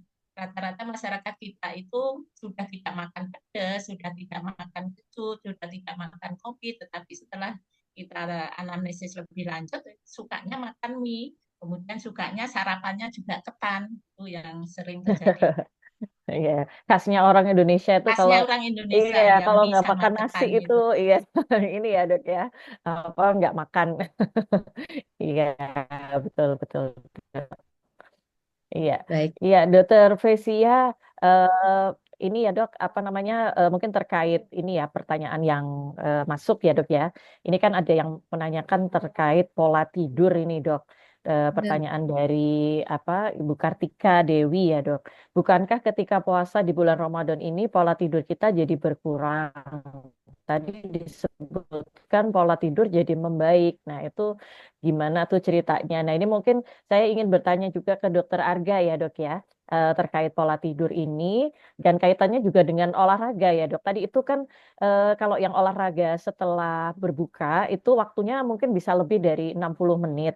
Nah itu tuh apakah tidak menimbulkan kelelahan yang apa ya dok nanti sehingga kadang tuh jadi capek banget gitu ya dok. Terus kemudian pola tidurnya kan tidurnya karena singkat karena tidak sampai 6 jam begitu ya dok. Nah itu apakah nanti juga tidak berefek pada apa ya dok proses metabolisme ataupun fisiologis dari badan kita begitu. Silahkan dokter Arga mungkin bisa membantu menjawab. Ya, terima kasih Dokter Linda. Jadi tentang pola tidur ya, ya memang kalau misalnya kita sedang bulan Ya, Ramadan ini kan jelas akan berubah ya. Yang pertama adalah karena ya, kita harus bangun sangat pagi gitu ya. Yang biasanya mungkin kita bangun saat subuh, nah sekarang kan harus bangunnya lebih pagi di begitu. awal. Dari Ya, awal ya itu pasti sudah terjadi perubahan gitu ya. Kemudian apa namanya pada saat di malam hari ini kadang-kadang ada yang tarawihnya agak lama sedikit gitu ya. Kemudian setelah tarawih mungkin ada kegiatan lain sehingga mungkin ada ya lebih lebih lama gitu ya waktu untuk tidurnya. Tetapi tadi mungkin terkait dengan pertanyaan dari Ibu Ika ya. Kok jadinya malah membaik, padahal sebenarnya baik. kalau kita lihat secara kuantitas lamanya tidur itu ya kurang lebih itu berkurang ya. Tetapi memang karena keteraturannya itu ya. Jadi kalau misalnya kita yang sehari-hari itu justru eh, tidurnya itu tidak teratur, misalnya yang sering begadang jam misalnya tidurnya itu di atas jam 10 gitu ya. Kemudian ada yang suka main handphone sampai jam 1 gitu baru bisa tidur. Nah, kalau bulan puasa ini karena teratur itu sebenarnya kalau kita lihat ya pola tidurnya itu membaik begitu karena memang ya mau nggak mau kita sudah capek ya seharian pasti jam 10 jam 11 itu kita sudah merasa mengantuk dan karena mungkin dia Oh, dorongan dari kita sebagai muslim ya kita mau sahur kan apa namanya di agama kita kan disunahkan takut untuk sahur bablas ya. ya. Ya, Jadi mau nggak mau ya, kita harus bangun gitu. Nah itu ya. sebenarnya. Tapi kalau dibilang bahwa secara kuantitas ya memang menurun begitu. Nah kalau misalnya Hmm. terkait olahraga di malam hari, apakah nanti bisa mengganggu pola tidurnya? Nah ini memang kita harus hitung ya. Jadi kalau misalnya olahraga itu sebaiknya dilakukan 2 jam sebelum tidur. Ya, jadi jangan sampai pada saat adrenalin kita itu masih di peaknya. Jadi kalau misalnya kita berolahraga ini kan hormon-hormon stresnya keluar ya, hormon-hormon yang Ya, membuat kita apa namanya? Ya, karena memang olahraga ini adalah stres di fisik kita. Nah itu kalau bisa makanya waktunya jangan terlalu dekat dengan waktu tidur. waktu Nah, tidur. ya, Oke. nah itu bisa kita atur sebenarnya. Nah, ini kalau misalnya kita selesai misalnya tarawih atau ibadah lainnya ya jam setengah 9, berarti sampai jam setengah 10 ya kita kurang lebih tidurnya nanti jam 11-an gitu. Oh gitu. Dokter Linda. Iya, Memang nanti iya, iya. perlu penyesuaian ya Dokter Linda. Iya, Kan ya namanya juga kita ada perubahan yang sangat adaptasi. Iya. signifikan ya di dalam pola tubuh kita gitu. Tetapi nanti kalau misalnya memang kita kita memang memerlukan olahraga itu maka ya ya dengan terpaksa bahwa kita olahraganya lebih panjang. Misalnya pada orang-orang yang memang pengen fitnessnya itu tetap nih orang recreational athlete gitu ya. Tapi kalau misalnya Hmm. tidak perlu terlalu panjang hanya untuk menjaga kesehatan saja, itu sebenarnya 30 menit itu cukup, Dokter Linda. Udah cukup. Ya, Hmm. asalkan Ya, rutin. Nah, ini asalkan rutin konsistensi ya ini dok. yang kadang kita Yang sulit sulit ya. ya. Iya, Jadi kadang-kadang mager. hari ini Iya, semangat gitu ya, besok mager 5 hari lagi. lainnya nggak semangat. Gitu. Nah, itu yang sulit gitu ya. Betul, betul Tapi dok. kalau misalnya Iya, orang-orang yang sudah recreational atlet kan pasti mereka, wah nanti habis Ramadan nih saya nggak bisa lari maraton lagi nih gimana nih iya. gitu. Nah Harus dia harus menjaga hindari. staminanya ya dok ya. Betul. Nah, ini kalau Hmm. kesulitannya, kalau misalnya dia berolahraganya sehabis sahur, pastinya akan merasa haus. Kalau lapar sih mungkin Hmm. enggak ya, kita bisa tahan. Tapi Haus ya haus ini dok. yang sulit ya. Hmm. Mungkin Ya, ya. yang lainnya kita bisa pilih sebelum iftar. Jadi persis Hmm. sebelum berbuka. Nah, itu kan kalau Ya. misalnya kita olahraga sejam, kemudian ada jeda ya sekitar 15 menit, terus langsung kita bisa Langsung minum. buka. Oke, Jadi, oke, Dok. Nah, ini menyambung tentang pola tidur nih, Dok. Ada pertanyaan dari Mbak Silva Fauzia. Secara medis setelah sahur tuh lebih baik tidur lagi atau tidak ya, Dok? Gitu. Gimana, Dokter Arga? Kalau secara tinjauan secara medis itu kan mungkin kan kalau tadi tidur jam 11 tuh bangun jam 2 atau jam 3 itu kan belum belum 6 jam ya, Dok ya. Nah, itu nanti setelah sahur itu apa tidur lagi atau gimana dok supaya paling tidak tidurnya tuh ya 6 jam supaya pas gitu ya ya tidurnya kayak gitu. supaya pas gitu. Kalau saya sih sebenarnya saya tidur lagi. Kenapa? Hmm, Karena kan ya kita secara kuantitas masih kurang ya. Kadang saya kurang sampai dari jam 11 malam sampai jam 3 udah bangun lagi kan cuma 4 jam ya. Jadi betul betul. setelah setelah sahur itu saya biasanya tidur lagi. Gitu ya sekitar 1 sampai 2 jam tapi setelah tidur itu kita fresh gitu ya untuk Mm-mm. melakukan kegiatan sehari penuh. Aktivitas pada hari itu ya dok. Ya, Ya, ya. ya, siap-siap Tapi kalau siap. misalnya di malam harinya sudah cukup, tidak tidur pun tidak masalah. Gitu. Mm-mm. Nah, Ya ini tadi mungkin mungkin karena saya dia yang menambahkan ya. sedikit tentang kopi ya, dokter. Iya Ya.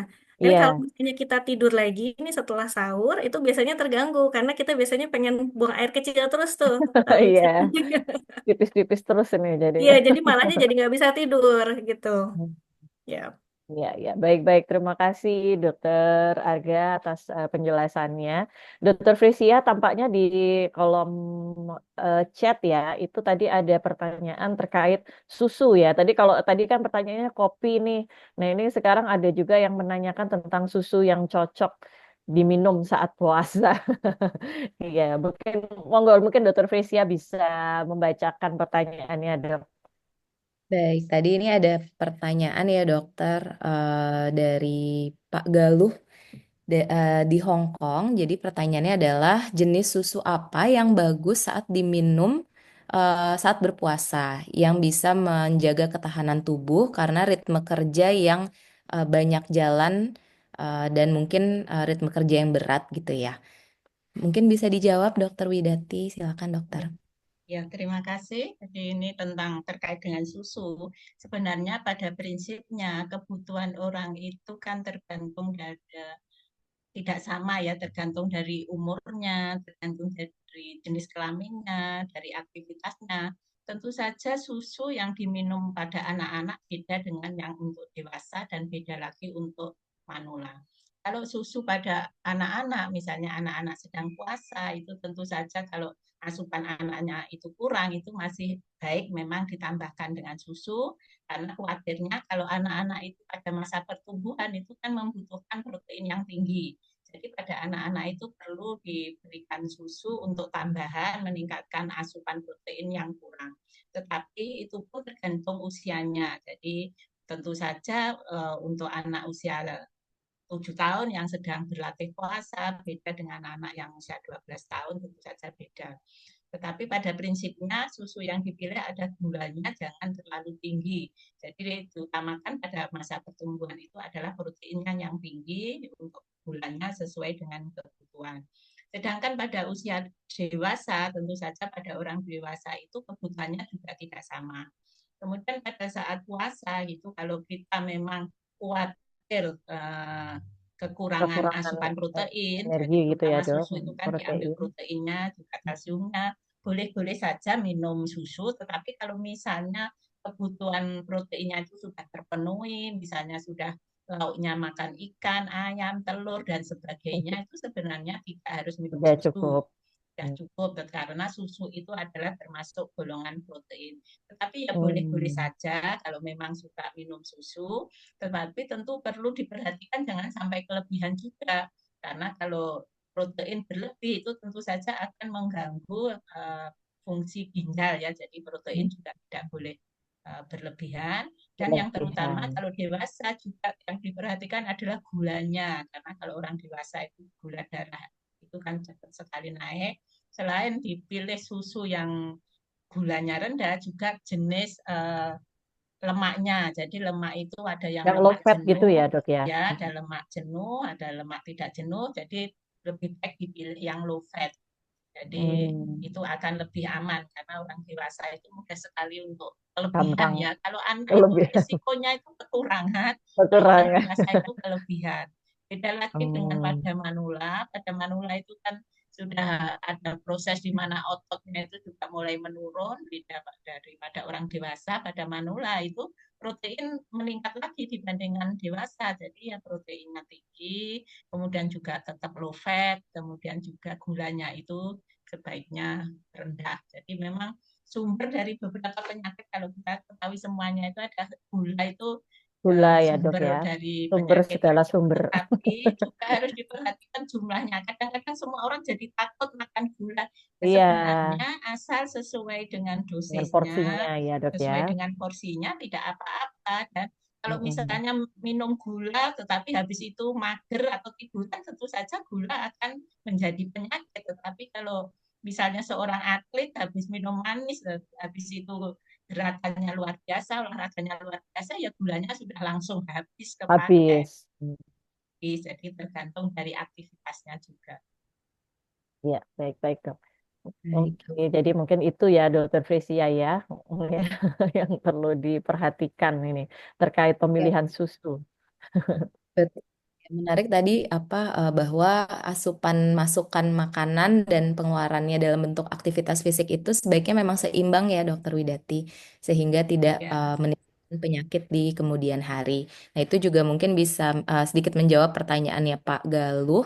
Ini kan beliau mengatakan ingin menurunkan berat badan dengan mengurangi porsi makan, namun berat badannya masih sama, belum turun nih, Dokter. Jadi mungkin di Ya.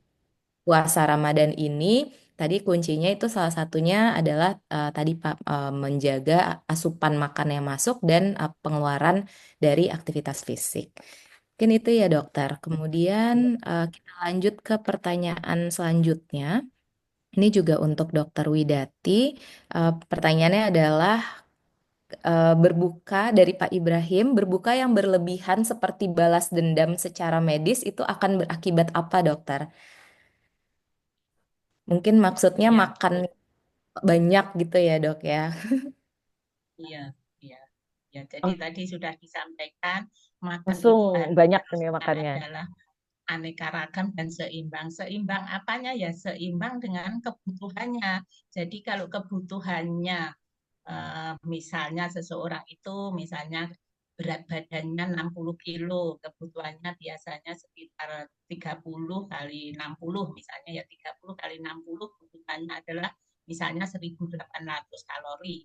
Kemudian pada saat berbuka balas dendam yang dimakan melebihi 1.000 berapa tadi tiga kali 1.800 kalori, tentu saja itu akan mengakibatkan apa kadar gula darahnya akan melonjak tinggi. Tentu saja dengan peningkatan kadar gula darah yang tinggi itu akan mengakibatkan insulin kan capek deh ya istilahnya, baru makan insulin dikeluarkan, pada saat gula darah mau turun sedikit makan lagi insulin kerja lagi. Jadi insulin itu kalau disuruh kerja keras terus menerus itu akhirnya capek, akhirnya insulin itu tidak sensitif lagi, jadi akhirnya tidak mengenal lagi, meskipun tugasnya kalau kadar gula darah meningkat itu insulin harus gercep, harus menurunkannya, tetapi kalau kadar gula darahnya itu naiknya sering sekali terus-terusan itu akhirnya insulinnya resisten, tidak mengenal lagi kadar gula darah tinggi.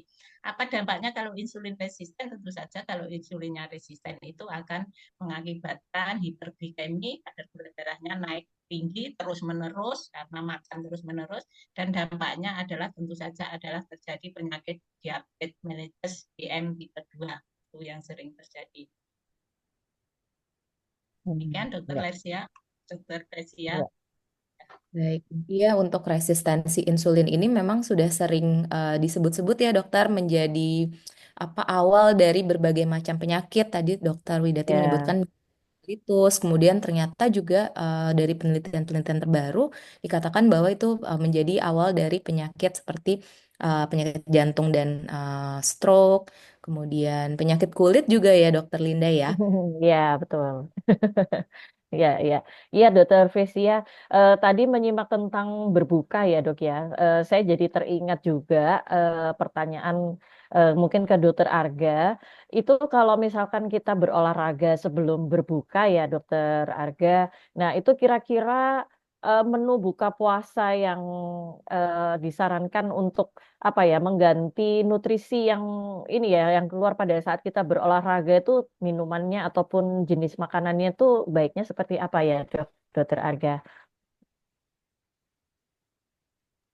Ya, untuk setelah berbukanya begitu ya. Nanti Ya, tadi pada saat berbuka nih, misalkan olahraganya ini sebelum berbuka begitu, ya Dok. berbuka ya. Ya, Jenis heeh. minumannya apa ya? Jenis minumannya boleh Mm-mm. ya terutama ya yang manis ya, karena kita perlu Hmm. ketika kita berolahraga ini kan banyak energi yang digunakan ya. Kita kadang perlu Hmm. gula yang sederhana yang lebih mudah untuk dicerna dan diserap untuk menggantikan energinya dengan lebih cepat gitu. Hmm. Untuk Tadi jenis mungkin saya boleh makanannya, oh untuk iya, iya. jenis makanannya mungkin sama dengan yang disampaikan oleh Dokter Widati, cuman berikan sedikit jarak ya. Jadi kalau misalnya setelah kita berbuka itu mungkin Oh, kita bisa dengan minum yang manis dan juga dengan makanan-makanan kecil dulu gitu. Kemudian oh, nanti ya oke. jangan langsung dengan yang Langsung makan makanan yang utama besarnya. besar gitu ya, Dok ya. Ya, Oke. Ya, ya, tadi baik. mungkin ada pertanyaan dari Pak Galuh ya tentang diet nih.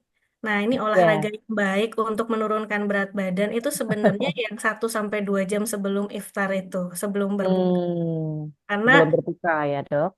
iya, karena pada saat itu kita menggunakan energinya lebih banyak dari lemak gitu. Jadi sudah ada Hmm. metabolic switching namanya ya, sehingga kita lebih banyak menggunakan energinya dari yang lemak gitu, Dok. Hmm. Jadi mungkin tuh untuk Pak Galuh yang ingin diet ya tadi, soalnya kan tadi kayaknya Pak Galuh tuh ini ya Dokter Fesi ya, maksudnya puasa kok berat badannya nggak turun gitu, kok ya cenderung tetap gitu. Jadi mungkin bisa diselingi ataupun ditambah dengan program olahraga sebelum berbuka begitu ya kalau saran dari Dokter Arga ya.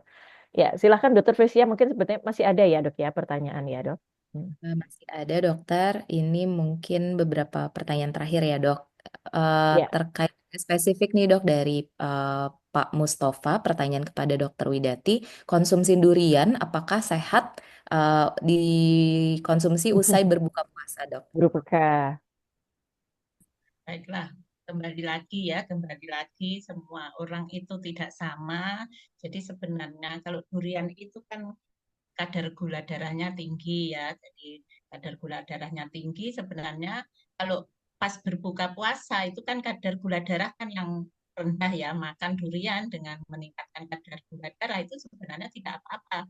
Tetapi ya perlu Hmm. diperhatikan lagi adalah porsinya. Jadi penting sekali mengingat porsinya karena durian itu menghasilkan energi yang banyak, gulanya banyak, dan artinya juga merangsang asam lambung. Jadi boleh-boleh saja kalau sewajarnya, misalnya katakanlah pas buka puasa minum satu biji itu apa namanya itu atau 2 biji itu Satu nggak apa-apa. pongge gitu ya dok ya. Ya, 1 2 pongge nggak apa-apa. Jadi tubuh itu nggak kaget kalau kita itu habis puasa 13 jam, kemudian kadar gula darah Ya. pada saat turun, kemudian tiba-tiba dikagetkan dengan kadar gula darah langsung melonjak, itu tentu saja akan mengganggu pencernaan dan metabolisme tubuh.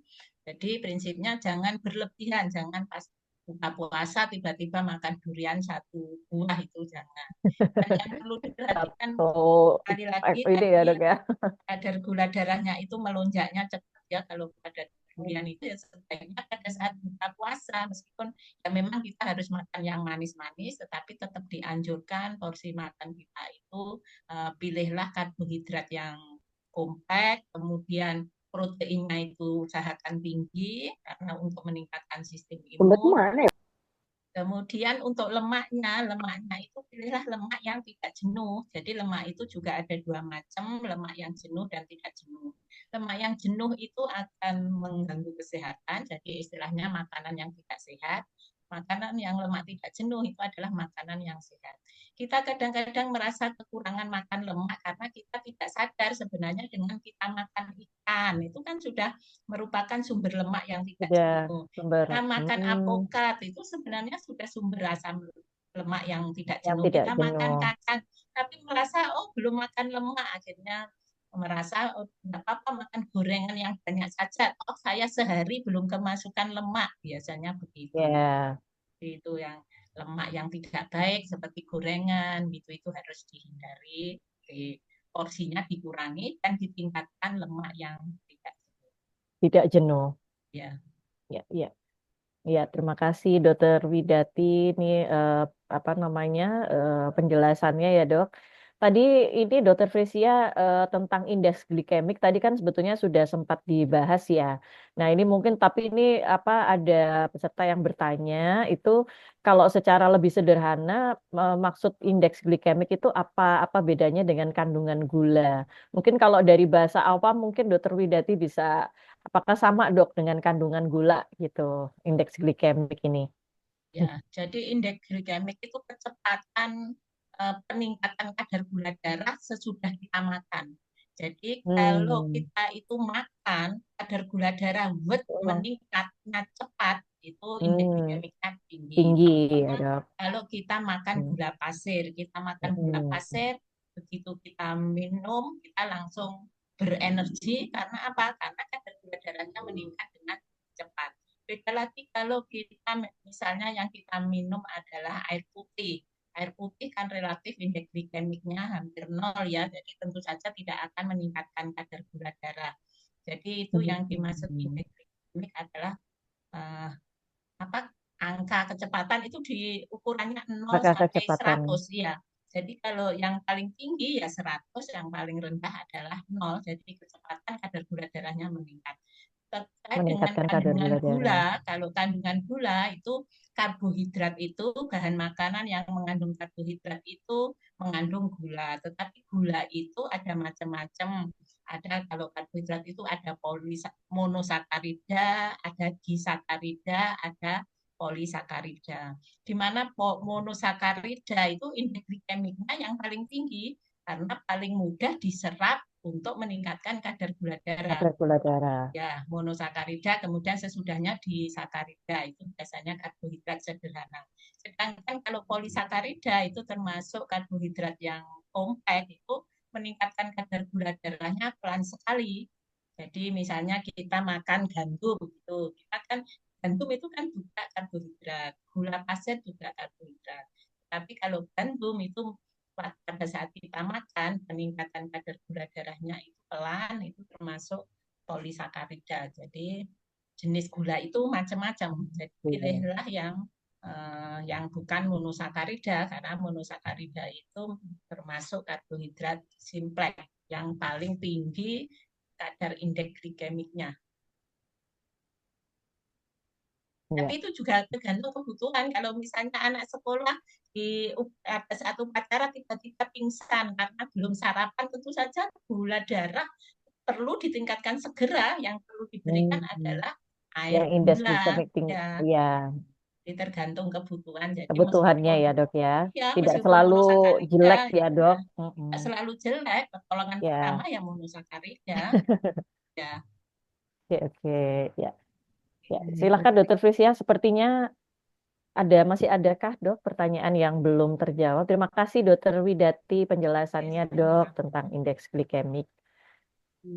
Ini sebenarnya waktunya sudah habis Dokter Linda. Oh iya, ini udah lebih dari 5 menit ini ya, jam 15.30. Nggak terasa. Soalnya diskusinya enak ya Dokter Frisia. Jadi kita nih, soalnya banyak tuh mitos dan mitos-mitos yang terbaran lah ya di masyarakat itu. Pastinya kan kita pengen sebenarnya yang benernya nih seperti apa gitu ya. Tadi penjelasan dari Dokter Arga dan juga dari Dokter Widati. Ya. Terus gimana nih dok? Mau dijawab satu lagi atau gimana? Kalau sebenarnya sih kalau masih lebih nggak apa-apa ya Dokter Ula ya. Sedikit Boleh lagi. dok, kalau mungkin satu pertanyaan lagi ya dok. Ya, silakan Iya, Dokter Presia. Baik, ini ada pertanyaan dokter terkait tadi kan dokter Widati sempat memaparkan ada makanan-makanan yang terlalu tinggi serat ya dok untuk penderita GERD sebaiknya dihindari. Nah, boleh dijelaskan dok apa saja makanan yang terlalu tinggi serat? Ya, jadi sebenarnya serat itu bagian daripada karbohidrat. Jadi karbohidrat itu termasuk di dalamnya adalah serat. Jadi serat itu adalah karbohidrat yang tidak bisa dicerna. Jadi beda dengan karbohidrat lain, kalau karbohidrat yang lainnya itu bisa dicerna sehingga bisa menghasilkan energi, bisa meningkatkan gula darah, tetapi serat itu adalah karbohidrat jenis yang tidak bisa dicerna dan tidak bisa menghasilkan energi. Ini pertanyaannya contohnya, apa pertanyaannya tadi? Iya, betul dok. Apa Nah, contohnya yang termasuk berserat contohnya tinggi? serat. Ya. Ya, contohnya makanan yang seratnya tinggi itu banyak terdapat pada sayuran dan buah-buahan. Tetapi pada Hmm, nasi pun sebenarnya juga ada seratnya karena semua karbohidrat itu mengandung serat, hanya serat. kadarnya yang berbeda. Berbeda-beda. Ya, jadi yang banyak terdapat pada sayuran dan buah-buahan. Hmm. Kalau gitu, kalau pas sahur itu tetap ada sayuran itu boleh atau tidak dok? Maksudnya untuk tambahan, maksudnya untuk pada saat kita makan sahur gitu dok. Kalau memang dia itu agak sulit dicerna begitu, tetap boleh atau mungkin jumlahnya tidak terlalu banyak atau bagaimana dokter Widati? Ya. Jadi pada saat kita sahur itu tetap yang utama adalah makanan utama. Jadi tidak boleh kalau Hmm. sahur itu hanya makan donat, merasa sudah kenyang dan energi sudah terpenuhi. Itu bisa saja sebenarnya dengan makan donat itu sudah terpenuhi energinya. Tetapi kita kan harus makan itu supaya hidup sehat, ada sumber zat pembangun, ada sumber zat pengatur, sumber energi. Kita harus makan Hmm. makanan yang lengkap. Yang lengkap itu harus Hmm. mengandung karbohidrat, lemak, protein, vitamin, mineral, serat, dan air. Jadi harus ada Hmm. makanan pokok itu harus ada, kemudian sayurannya harus ada, buah-buahnya harus ada, lauk pauknya harus ada. Untuk seratnya itu sudah ada ketentuannya. Jadi misalnya orang dewasa makan seratnya pun sudah ada aturannya, misalnya sekitar 35 sampai 50 gram begitu. Jadi tidak boleh berlebih dan tidak boleh kurang juga. Karena apa? Karena kalau serat berlebih itu juga ada dampak misalnya meningkatkan peristaltik usus. Jadi serat itu ada serat yang larut dalam air, ada serat yang tidak larut dalam air. Tapi Hmm. pada satu bahan makanan biasanya ada kedua-duanya. Ada Jadi kenapa dua-duanya. kadang-kadang pasien itu ada yang merasa saya sudah tiap hari makan serat tetapi kok tidak bisa berak juga. Buang air ya. Ya, tidak bisa buang air karena ada serat Yang yang campuran yang ini ya dok ya, serat campuran yang itu dan serat itu ada yang meningkatkan peristaltik usus peristaltik, ada sehingga yang sering berak, tetapi di ada juga belakang mengakibatkan justru polusi itu meningkat. Jadi berak itu menjadi besar sehingga sulit untuk keras ya. keras untuk keluar, ya, karena memang serat itu dua macam itu larut dan air dan tidak larut dalam air. Ya. Baik-baik Jadi dok. prinsipnya harus seimbang, tidak boleh Seimbang berlebih, untuk tidak boleh kesehatan ya dok berkurang. ya. Untuk kesehatan. Jadi kalau maksudnya kan kita sahur tuh kan bukan hanya sekedar pokoknya makan gitu ya dok ya. Ada tambahan energi, tapi juga pastinya untuk jangka panjang ya, kesehatan kita jangka panjang itu supaya tetap terjaga. Itu memang sebaiknya tetap bervariasi ya dok ya untuk menu ininya ya Ragam, dok. ya. Iya, beraneka ragam betul. Terima kasih dokter Widati. Baik, Dokter Fresia, mungkin karena sudah lebih 10 menit ya dok ya. Jadi ya sepertinya mungkin kita harus mengakhiri ya sesi diskusi kita pada sore hari ini. Tapi mungkin sebelum kita akhiri, mungkin dari kedua narasumber kita mungkin bisa memberikan satu atau dua kalimat tentang take home message ya dok ya, Dokter Fresia. Mungkin apa kesimpulan ataupun take home message yang bisa kita rangkum atau rumuskan dari materi yang dipresentasikan pada sore hari ini. Mungkin yang pertama, mungkin saya persilahkan Dokter Arga untuk terlebih dahulu menyampaikan dok, belum Ya, mengakhiri. mungkin sedikit saja ya. Ya, Jadi kalau teman-teman di bulan Ramadan ini jangan lupa untuk tetap aktif ya, baik hmm, dalam physical activity-nya ataupun dalam menambahkan olahraga ya ke dalam aktivitas sehari-harinya. Dan untuk berolahraga ini yang pertama adalah cari waktu yang paling tepat untuk teman-teman semua. Nah, itu yang tahu adalah teman-teman semua ya. Kemudian yang kedua adalah jangan berlebihan ya.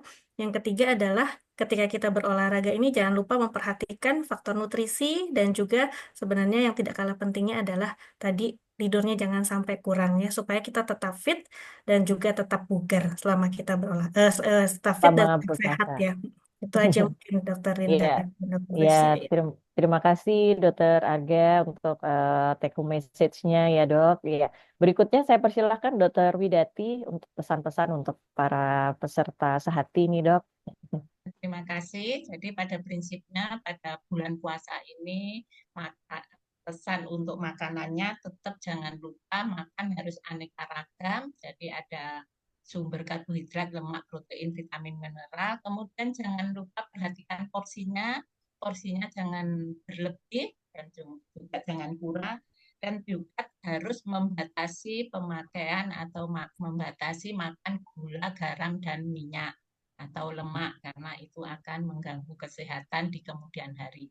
Saya kira itu. Terima kasih Dr. Linda Iya. sama Dr. Gracia. Terima kasih Dokter Widati. Ya, mungkin silakan mungkin untuk menutup acara kita ya, Dokter Fresia, mungkin karena sudah di penghujung waktu. Ya, Ya, silakan ya. Dokter Fresia. Baik, terima kasih banyak kepada para narasumber, Dokter Arga, Dokter Widati. Ini banyak sekali ilmu yang kita dapatkan dari pembahasan hari ini. Kemudian pada para peserta juga terima kasih banyak atas partisipasinya yang sangat aktif dalam bertanya. Mungkin itu dokter, kita akan tutup segera webinar kali ini. Saya kembalikan ke Dokter Ula sebagai hostnya.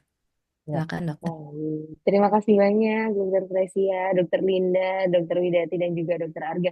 Kayak diskusinya tadi seru banget ya dok. Memang kalau terkait beauty and body goals ini kayaknya banyak banget yang tertarik ya dok ya. Jadi akan muncul banyak pertanyaan Banyak gimana caranya. pertanyaan. Iya betul dok, biar tetap stay beauty and body goals-nya oke juga. Baik, sekali lagi terima kasih banyak kami sampaikan kepada narasumber kita yang sangat luar biasa. Terima kasih juga pada moderator-moderator cantik kita. Terima kasih banyak dokter telah meluangkan waktunya dan terima kasih kalau kata Dokter Brahmana telah menyedekahkan ilmunya. Semoga dapat menjadi amal jariah dokter-dokter sekalian dan bermanfaat untuk kita semua. Terima kasih juga kami sampaikan kepada Dokter Iqbal yang telah meluangkan waktunya juga dokter untuk hadir pada sore hari ini atau pagi ya dok, waktu Qatar. Selamat berpuasa, mungkin masih panjang puasanya. Kalau Dokter Fresia juga ya dok ya, masih panjang ya dok waktu puasanya ya dok. Baik, kita udah tinggal menunggu beberapa jam lagi berbuka. Selamat berbuka untuk Dokter Arga, Dokter Linda, Dokter Widati, dan juga dokter-dokter sekalian yang menjalankan ibadah puasa. Saya Ula Hanifah selaku host, mohon undur diri dan jangan lupa ikuti selalu Sehati di minggu kedua tiap bulannya karena akan ada topik-topik yang lebih menarik lagi. Baik, mohon maaf apabila terdapat kesalahan, baik itu dari sengaja maupun tidak. Sampai bertemu lagi. Wassalamualaikum warahmatullahi wabarakatuh. Selamat sore, salam sehat semuanya. Warahmatullahi wabarakatuh. Salam Terima kasih Dokter Terima Arga. kasih, pamit ya. Ya, terima kasih Dokter Arga, Terima Dokter kasih banyak, Widati, dokter. Dokter Iqbal terima kasih, Dokter Fresia terima kasih, Dokter Ula terima kasih. Terima kasih banyak dokter.